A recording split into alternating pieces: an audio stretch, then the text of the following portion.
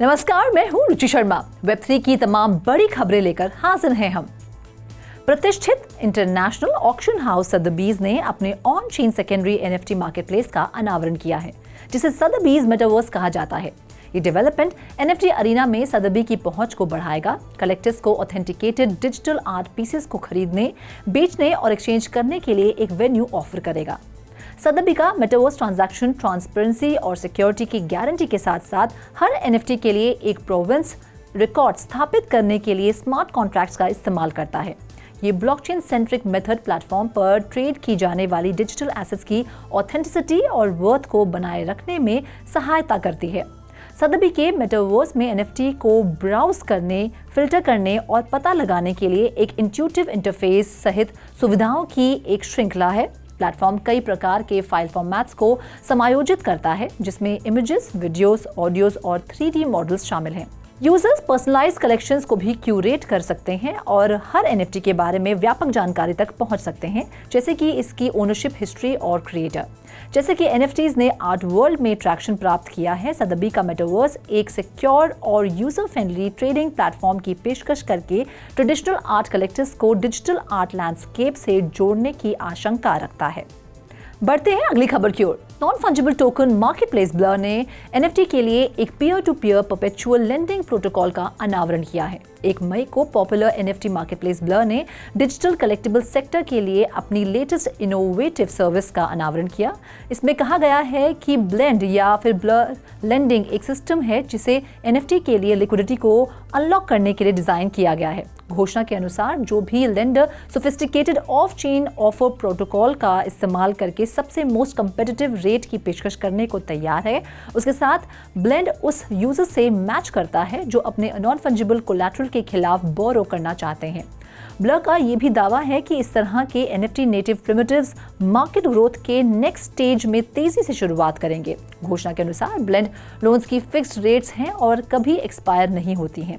इसमें कहा गया है कि बोरोअर्स किसी भी समय रीपे कर सकते हैं। इस बीच लेंडर्स एक नए रेट पर एक नया लेंडर खोजने के लिए एक डच ऑक्शन को ट्रिगर करके अपनी पोजीशन से बाहर निकल सकते हैं।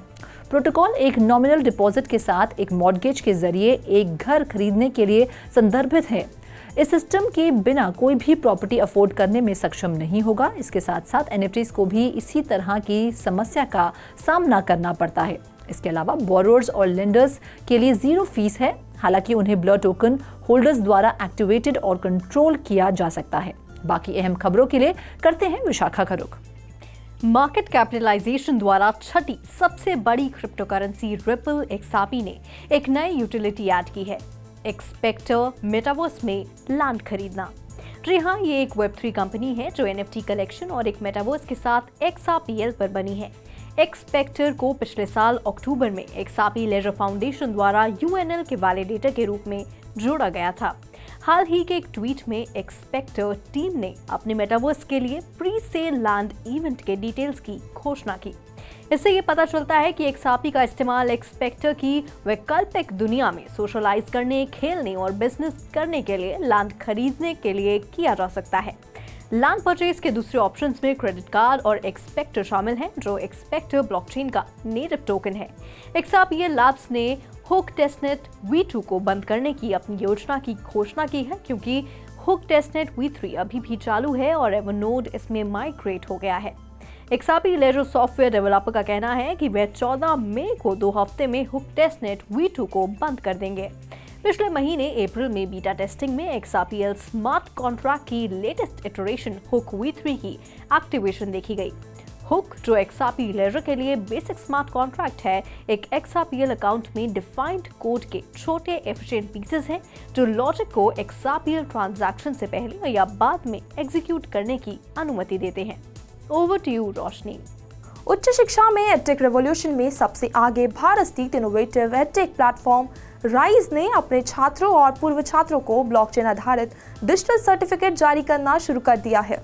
आइडेंटिटी थेफ्ट से संबंधित फ्रॉडुलेंट एक्टिविटीज का मुकाबला करने और छात्रों को नकली प्रमाण पत्र देने के लिए ये पहल की गई है।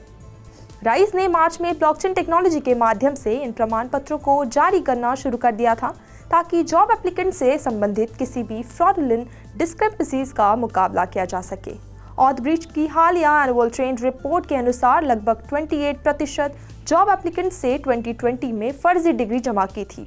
राइज के सीईओ गौरव भाटिया ने कोलैबोरेशन पर टिप्पणी करते हुए कहा, आजकल जहां सिक्योरिटी इंक्स, 3D इमेजेस और यहां तक कि होलोग्राफिक स्टिकर आसानी से जाली या नकली हो सकते हैं, कोई अन्य तरीका पूरी तरह से फेक प्रूफ नहीं है।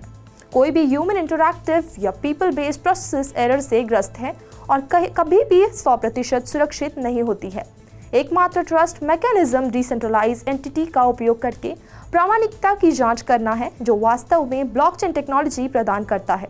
हमारा उद्देश्य रिक्रूटर्स को प्रत्येक के रूप में कौशल प्रमाण पत्र प्रमाणित करने में सक्षम बनाना है और हमारे ब्लॉकचेन आधारित प्लेटफॉर्म के माध्यम से जारी किए जाने वाला प्रत्येक प्रमाण पत्र सुरक्षित, प्रमाणित और फेक प्रूफ है।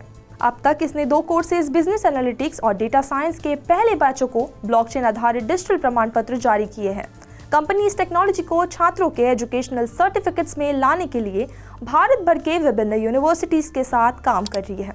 तो आज के लिए बस इतना ही। वेब3 से जुड़ी खबरों के लिए देखते रहिए 3.0 TV।